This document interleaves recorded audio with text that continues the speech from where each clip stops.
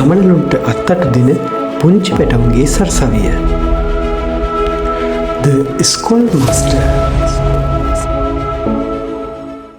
ආයුබෝවන්, සුබ දවසක් වේවා මගේ ආදරණීය පැටවු හැමෝටම. The School Master YouTube channel එකෙන් තිල්නස අද සාකච්ඡා කරන්නේ පරිසරය ආශ්‍රිත ක්‍රියාකාරකම් විෂයේ 3 වෙනි පාඩම වෙන පැලෑටි හා ගස්වැල් පාඩමේ 3 ශ්‍රේණියේ යාළුවන්ගේ පාඩම. 3 ශ්‍රේණියේදී පැලෑටි හා ගස්වැල් පාඩමින් මගේ පැටවුන්ට ඉගෙන ගන්න ලැබෙන පරිසරයේ ඇති විවිධ ශාක වර්ග දැන ගැනීමට, ශාක පත්‍රවල හැඩය අනුව වෙන් කිරීමට, විවිධ පරිසරවල වැඩෙන ශාක වර්ග දැන ගැනීමට, ඒ වගේම ශාකයක කොටස් හඳුනා ගැනීමටත් මේ වීඩියෝ එක බලන ඔයාලට හැකියාව ලැබෙනවා. මුලින්ම පුතේ අපි අපේ අවට පරිසරයේ තියෙන ශාක වර්ග මොනවද කියලා ඉගෙන ගමු. අපේ අවට පරිසරයේ කොළ පාටට බැබලෙමින් තියෙන ශාක වර්ග ඔක්කොම එක වගේ කියලා අපි හිතුවට ඒ ශාක වර්ග එකිනෙකට වෙනස්. අපේ පරිසරයේ තියෙන ශාක පුතේ වර්ග 4කට බෙදලා වෙන් කරන්න පුළුවන්. ගස්, වැල්, පඳුරු, පැලෑටි කියන්නේ ඒ ශාක වර්ග 4. දැන් අපි ඒ ශාක වර්ග වෙන් කරලා හඳුනගන්නේ කොහොමද කියලා ඉගෙන ගමු. ගස් කියන්නේ පුතේ ශක්තිමත් කඳක් ඇති උසට වැඩෙන ශාක. මේ ශාක මුදුන් මුලක් ඇති අතු බෙදුණු ශාක සහ මුදුන් මුලක් නැති අතු නොබෙදුණු ශාක කියලා වර්ග දෙකකට වෙන් කරනවා. පුතාලා දැකලා ඇති කොස්, තේක්ක වගේ ගස් උසයි වගේම අතු බෙදලා තියෙනවා. ඒ වගේම අතු බෙදුණු ගස් වලට ශක්තිමත් මුදුන් මුලකුත් තියෙනවා.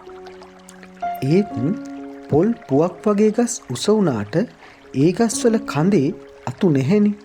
ඒ වගේම ඒ ගස් වලට මුදුන් මුලකුත් නැහැ. ශක්තිමත් කඳක් නැති යම් ආධාරකයක ඉතිලා ඉහළට වැඩෙන ශාක අපි හඳුන්වන්නේ වැල් කියලා. ඔව් පුතාලා දන්නවා. කරවිල, පිපිඤ්ඤා, කැකිරි, මිදි, වට්ටක්ක කියන්නේ වැල් වර්ග. පුතාලා දැකලා ඇති ශක්තිමත් කඳක් නැති උසට නොවැඩෙන ශාකත්. ඒ ශාක අපි හඳුන්වනවා පඳුරු කියලා. පුතාලගේ ගෙවත්තේ තියෙන ඉඟුරු, කෝමාරිකා, ඒ වගේම අපිට සහල් ලැබෙන ගොයම් වගේම අන්නාසි කියන්නේත් පඳුරු වර්ග. පැලෑටි කියන ශාක වර්ගයට තියෙන්නේ සිහින් කඳක්. හයියෙන් අතින් ඇල්ලුවත් කැඩෙනවා. ඒ වගේම මේ ශාක වර්ගයට අයිති ශාක ගොඩක් උසට වැඩෙන්නෙත් නැහැ. කුපමේනියා, තම්පලා, මිරිස්, මොණරු කුඩුම්බිය කියන්නේ ඒ වගේ පැලෑටි වර්ග.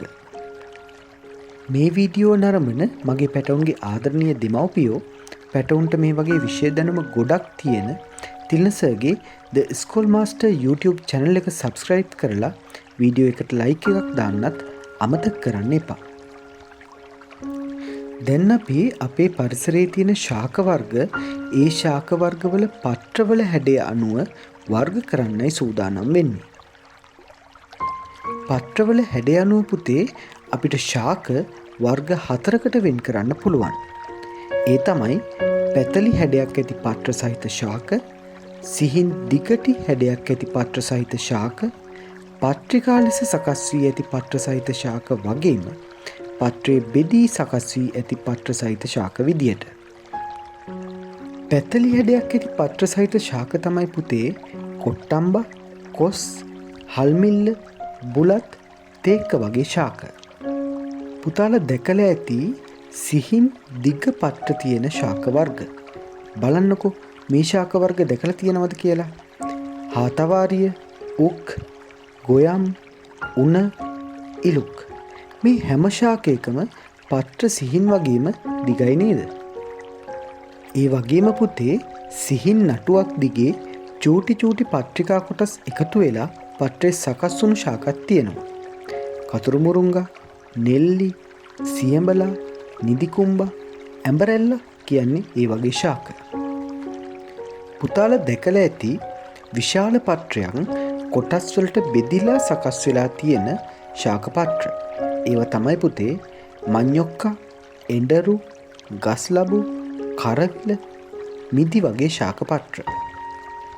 මගේ පැටව් සෙල්ලම් කරන වෙලාවට විවිධ ශාකපත්‍ර අතින් අල්ලලා ඇති. ඒ වෙලාවට පුතාලගේ අත්වලට සමහර පත්‍ර ගොරෝසුයි කියලා දැනෙන්න ඇති. ඒ වගේම සමහර පත්‍ර සිනිදුයි කියලා දැනලා ඇති. මතක් කරලා බලන්න මේ ශාකපත්‍ර අල්ලද්දී එහෙම දැනලා තියෙනවද කියලා. කොස්, දෙල්, අරලිය, බණ්ඩක්කා, වැටකොළු, වට්ටක්කා වගේ ශාකපත්‍ර ගොරෝසුයි. එහෙම නැත්නම් රළුයි. බුලත්, අගුණ, දොඩම්, ලිඩිසීරියා, ඇඹරැල්ලා, දෙහි වගේ ශාකපත්‍ර සිනිඳුයි.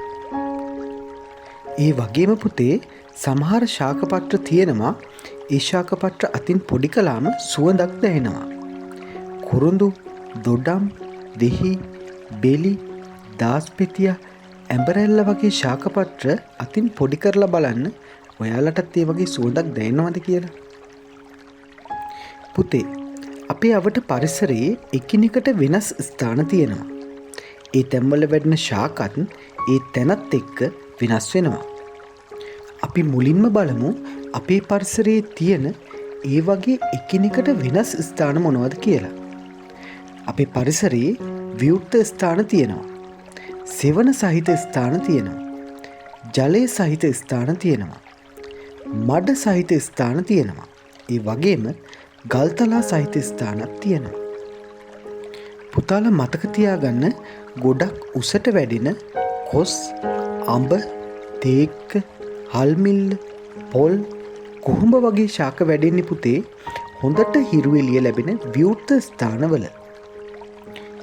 ඒ වගේම ඇන්තූරියම්, ඕකිඩ්, එනසාල්, බිගෝනියා වගේ ශාක සෙවන සහිත ස්ථානවල වැඩෙනවා. ඕලු, නෙළුම්, මානෙල්, කෙකටිය, නිල්මොන රැස්ස වගේ ශාක වැඩෙන්නේ පුතේ ජලය සහිත පොකුණු වගේ ස්ථානවල.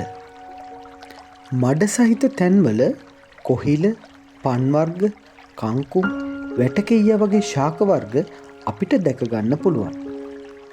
ඒ වගේම පුතේ ගල්තලා සහිත තැන්වල අපිට තනකොළ, ඉලුක් වගේ ශාක දැක ගන්න පුළුවන්.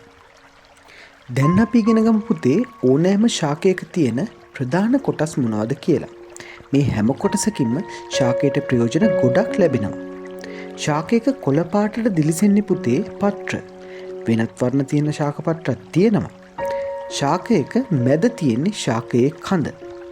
ශාකයේ පසට සවිකර තියාගන්නේ ශාකයට අවශ්‍ය ජලයම ලබා දෙන්නේ මුදුන් මුලින්. ශාකයේ ගෙඩි හටගන්නේ මල් වලින්. ඒ වගේම ශාකයේ ඵල එහෙම නැත්නම් ගෙඩි තියෙනවා. මේ මල් සහ ගෙඩි හටගන්නේ ශාකයේ අතුවල. මුදුන් මුලට සවි වුණු ශාකා මුල් වලින් ශාකයේ පසට තවත් සවිකර තබා ගන්නවා වගේම ශාකයට ජලය සහ ආහාරත් ලබා දෙනවා. අපි දැන් කතා කරමු පුතේ ශාක වලින් අපිට තියෙන ප්‍රයෝජන මොනවද කියලා. අපිට පළතුරු, ධාන්‍ය වගේ ආහාර වර්ග ලැබෙන්නේ ශාක වලින්. ඒ වගේම ශාක වලින් අපිට හුස්ම ගන්න පිරිසිදු වාතය නිර්මාණය කරනවා. අපිට ඉන්ධනයක් විදියට දර ලබා දෙන්නේ ශාක. අපේ ලෙඩ රෝග සුව කරන්න බෙහෙත් වර්ග නිෂ්පාදනය කරන්නේත් ශාකවල කොටස් වලින්. ඒ වගේම පුතේ ඉරව්වෙන් අපිව ආරක්ෂා කරන්නෙත් සෙවන දෙන්නෙත් ශාක. අපේ ගෙදර තියෙන පුටු, මේස, අල්මාරි හදන්න දැව ලබා දෙන්නෙත් ශාකවලින්. පුතාලා දැකලා ඇති ශාකවල බෙන කූඩු හදාගෙන ඉන්න සත්තුත් ඉන්නවා. ඉතින් පුතේ ශාක මිනිස්සුන්ට වගේම සත්තුන්ටත් ජීවත් වෙන්න ගොඩක් උදව් කරනවා. ඒ නිසා මගේ පැටව් ශාක විනාශ කරන්න නැතුව ශාක ආරක්ෂා කරගන්න ඕන. මේ වගේම අලුත් ලස්සන වීඩියෝ පාඩමකින් ආයි හම්බ වෙනකන් මගේ දක්ෂයෝ හැමෝටම ආයුබෝවන්.